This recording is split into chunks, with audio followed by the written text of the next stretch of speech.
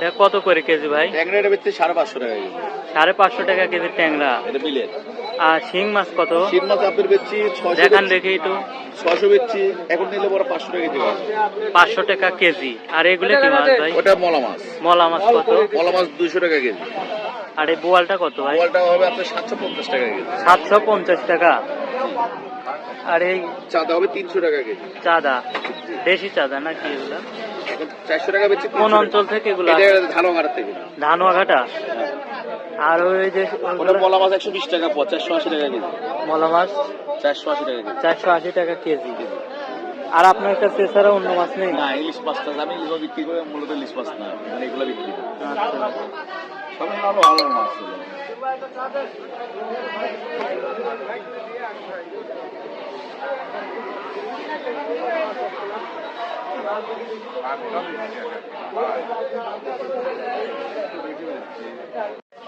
হ্যাঁ বলেন।